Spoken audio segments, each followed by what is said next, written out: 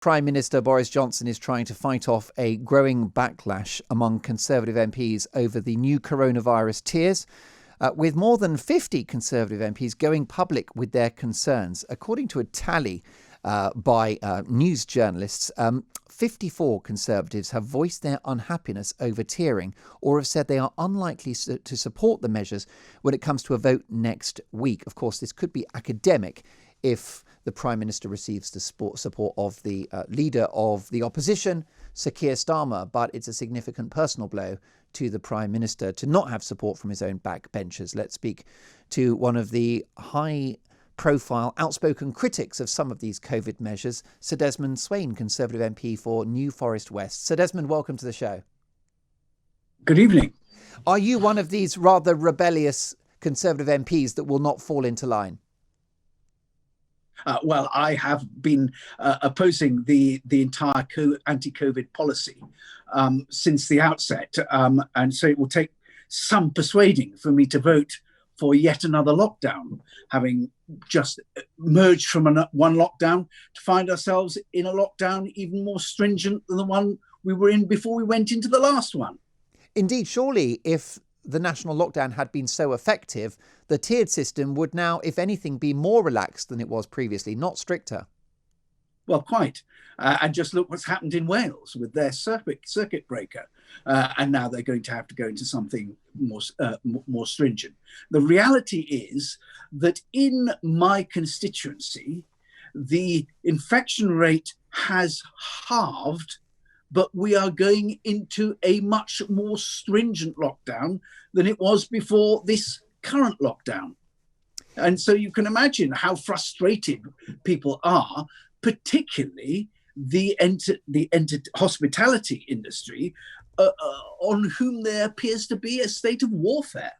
Well, indeed so. Now, we know last week that 70 Conservative MPs from the COVID recovery group, which I will assume you are honorary member of, if not unofficial leader, Sir Desmond, have challenged the government, pleaded with the government to offer data that supports any future COVID measures and restrictions. Now, that is 70 Conservative MPs who signed up for that. There are 364 of your colleagues in Parliament.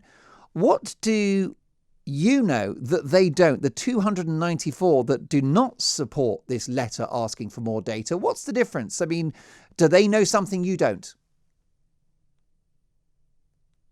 Let me be absolutely clear. I'm not the leader. Mark Harper is our leader, and Steve Baker. I fall into line.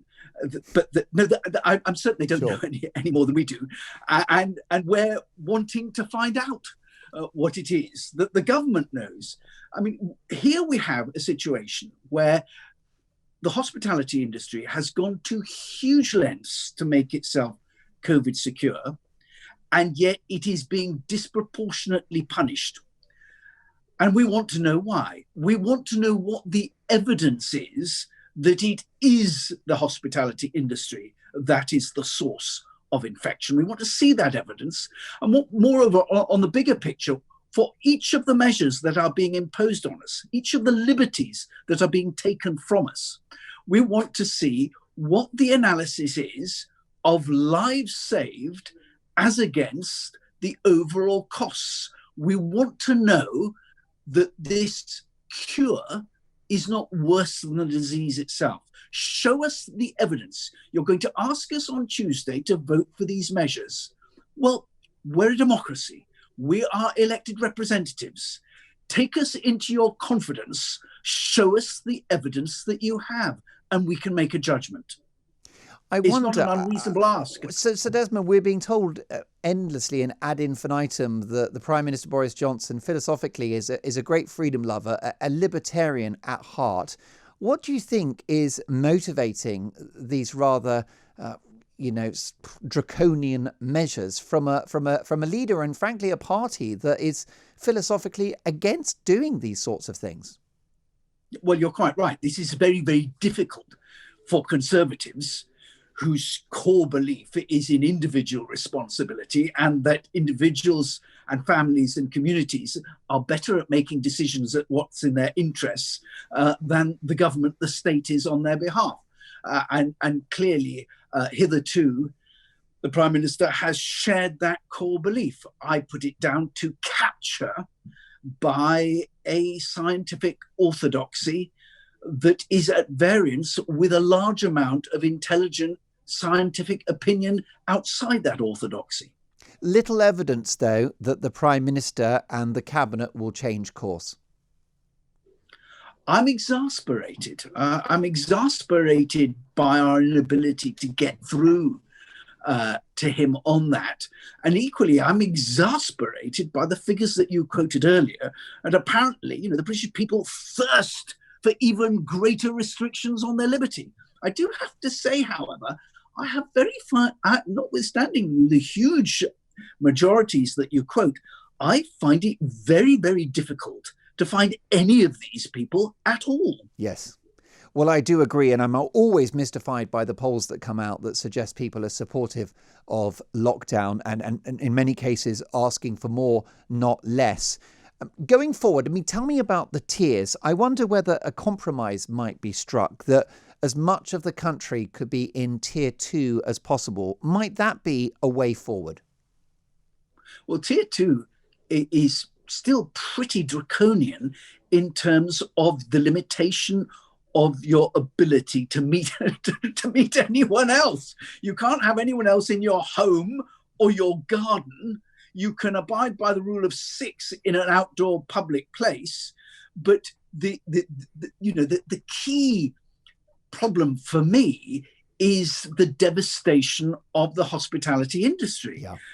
And that is exacerbated by tier 2, because tier 2 prevents anyone other than your own household going out to a restaurant or a pub and having a substantial meal, which makes it very difficult as a sell in the approach to Christmas, when you would go out with friends. If only they would let you go out with one other household, that at least would provide a measure of footfall, which restaurants and pubs will not otherwise have. And that's the devastation. Let's face it, you may as well, if you're not going to get sufficient customers coming in to make it viable, to make it profitable to open, you may as well be in tier 3 and have to shut up altogether and furlough your staff. Now we know 70 signatories to this letter. So I don't think that... Last week, 70 Conservative MPs signed this letter asking for more data to prove the measures are actually, worthy of the damage that they inflict. Now we're hearing about, 40 or 50 or 60 rebellious MPs who may not support the government next week. Could this minority rebellion swell into something more significant and something more career-threatening for the Prime Minister over time? I think that depends on a whole series of other events. You see, for the moment, you will find that I don't know what it is about our nature or our ideology, but the people who are most excised about these measures have a large overlap. It's by no means total, but a very significant overlap with those who are enthusiastic about Brexit. And at the moment, we have a huge amount of trust in the Prime Minister and his approach, and in the negotiating team, Lord Frost.